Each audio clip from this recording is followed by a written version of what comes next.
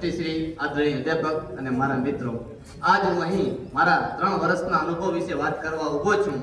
પરંતુ સાચું કહું તો મારા ફક્ત અનુભવ નથી, પણ મારી લાઈફનો એક યાદગાર સફર છે. મારું નામ દર્શન કુંગલા છે, પરંતુ અહીં વધારે લોકો મને કચ્છી તરીકે ઓળખે છે અને આ ઓળખ મને અહીંના મિત્રો જ આપી છે અને તેના માટે હું આભારી છું.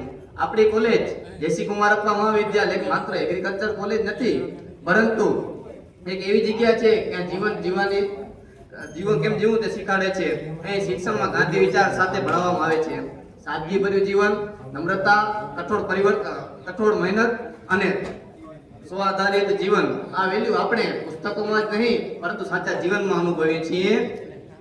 આપણા છાત્રાલયની ખાસિયત એ છે કે અહીં રસોઈ સિવાય બધી વસ્તુ આપણે હાથે જ કરવાની હોય છે. અમે એનએપી મતલબ ન્યૂ એજ્યુકેશન પોલિસી 2020ના પ્રથમ બેચ છીએ. એમ પણ કહી શકો કે ખતરાવાળો બેચ, કારણ કે અમારા સમયે પ્રથમ વર્ષમાં શિક્ષણ પદ્ધતિ, પરીક્ષા પદ્ધતિ એમાં ઘણા બધા સુધારા કરવા માંગ્યા અને હું ગર્વથી કહી શકું છું કે નવી તાલીમ નીતિ નો વિદ્યાર્થી છું કે જે પ્રથમ 12 પડી ડિગ્રી લઈને પ્રથમ વિદ્યાર્થી છું. આ 3 વર્ષ માત્ર ફક્ત અમે થિયરીમાં નથી ભણ્યા, પરંતુ ફિલ્ડો કર્યા, પ્રેક્ટિકલો કર્યા અને ખેતીને જાણ્યા. આ શ્રમો કર્યા, સમૂહ શ્રમ કર્યા, સેવા શ્રમ કર્યા. આ જ્યારે શ્રમ કરતા ત્યારે એવું થતું કે આ લોકોને મજૂર ના રાખવા પડે ને, એટલા માટે આપણી પાસે શ્રમ કરાવે છે. પરંતુ આજે વિચારું ને તો તે આ શ્રમ મને મારી જિંદગીમાં વધારે સફળ બનવા માટે પ્રેરણા આપશે.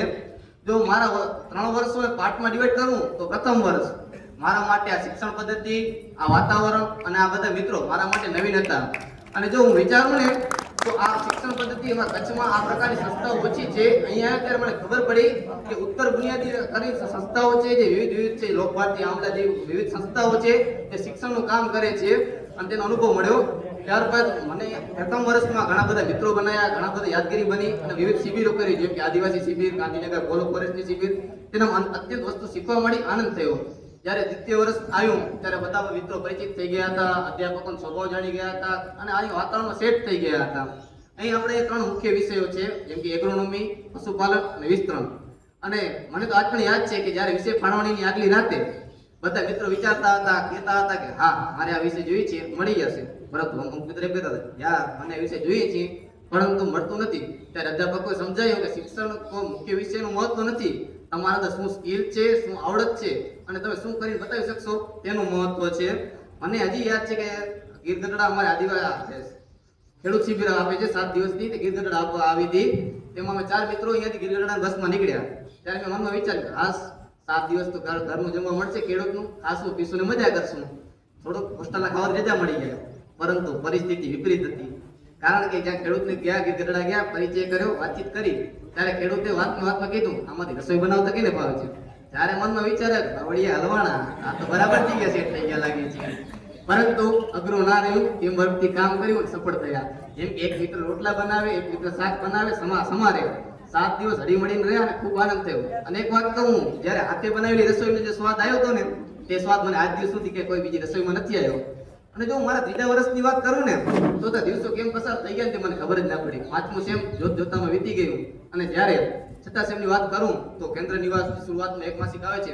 આ કેન્દ્ર નિવાસ જીવનમાં મને ખેતી વિશે ઘણી માહિતી, ઘણું જ્ઞાન આગળ વધાર્યું. પરંતુ જ્યારે 3જા વર્ષમાં આવ્યો ને ત્યારે વાતની ખબર પડી કે જે છાત્રાલય જીવનને હું અઘરું સમજતો હતો ને તે અઘરું નથી, પરંતુ હવે જે જીવન ચાલુ થવાનું છે એ જીવનમાં જવાબદારી, સંઘર્ષ એ વિવિધ વસ્તુઓનું, જેમ કે બહાર નીકળતા સામાજિક, કુટુંબિક, આર્થિક એ બધી જવાબદારી મારા ઉપર આવશે, વિવિધ ભાર આવશે. જ્યારે અહીંયા એક છત્ર છાયા નીચે રહેતા હતા ત્યારે આરામથી મજા કરતા હતા, એ મજા હવે નહીં મળે. જ્યારે આજ વિદાયનો અવસર છે ત્યારે અંદરથી મને ખાલીપો લાગે છે. અને આવા થોડાક દિવસ પછી આપણે બધા મિત્રો રોજ મળી નહીં શકીએ, આપણી આ દિનચર્યા નહીં હોય, પરંતુ હા ચોક્કસ યાદ હશે. અને બીઆરએસ એ એકમાત્ર ડિગ્રી નથી, પણ જીવન કેમ જીવવું ને તે શીખવાડતી એક વસ્તુ છે. અને અંતમાં તો સૌનો આભાર માનું છું કે અમને આવી સ્વર્ણિમ યાદો આપી. અને કહેવા માંગુ છું સંસ્થાને કે અમારો શિક્ષણનો સમય પૂરો થયો છે. 3 વર્ષ અમારા શિક્ષણનો સમય પૂરો થયો છે.